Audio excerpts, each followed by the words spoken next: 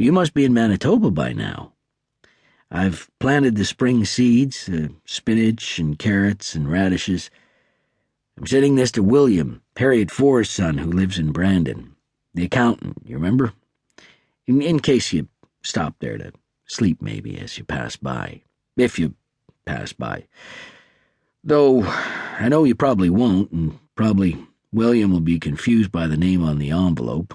Etta Vogel, care of William Porter, and will post it back to me, but that's okay. I'll give it to you when you get back. Put it in a pile next to the pile I'm making of the letters you're sending here. They're on the kitchen table, because I hardly need all of it to eat at. I haven't been out to see Russell in his field since last week when he suggested that maybe I shouldn't come back for a little while because I got a cough and it could scare away the deer. So I stay away. But sometimes he comes by after he's done looking. We have coffee. Or sometimes he leaves notes on our door as he passes by. He's well. I haven't told him where you've gone. Told him you're out, that's all. Here, Otto. P.S. I know you've gone to see the water, and you should see it, Etta, you should, but in case there are other reasons you've left, in case there are things you've discovered or undiscovered that you didn't want to tell me in person, in that case, you can always tell me here. Tell me here, and we can never mention it outside of paper and ink. Or pencil. Etta was in Manitoba. She could tell because the license plates had changed. She had been walking for 14 days so far, washing her body and hair in rivers and streams when she could find them. If her clothes were dirty, she would walk into the water with them on.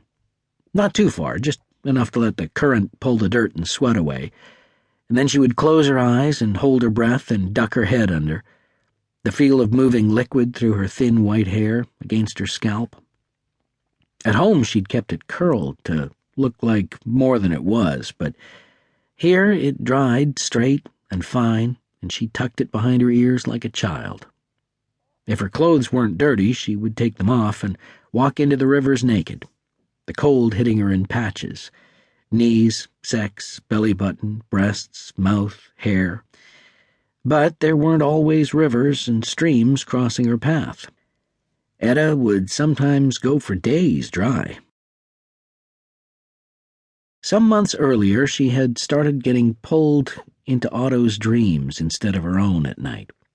She would be pulled right in, and would be there, in water, in trousers, standing on a gray beach, with blood lapping up to her knees, and men all around yelling. And she would be there, sometimes with a spoon or a towel in her hand, sometimes with nothing, night after night. She tried to sleep without any part of her touching any part of him, so his memory couldn't find a contact point to slip into hers. Because Russell waltzed instead of walked, maybe. Or maybe because he usually slept back at his aunt and uncle's so that he didn't hear and wake when the Vogel parents, late into the night, sat at the kitchen table with the radio, or just with each other, and talked about this thing rolling up and over countries. Lots of them, rolling over people, homes, everything, sucking them up, young men especially, young men like them and their brothers. Because Russell didn't wake and put an ear to the rough floorboards, careful of splinters, to hear news from downstairs. Or maybe, because he waltzed instead of walked, Russell wasn't afraid, like the rest of them, the autumn he and Otto were 16. The autumn they had all finally begun going to school for real, really trying this time, now that there were 14 other Vogels to share the at-home chores. Russell didn't seem to be afraid at all.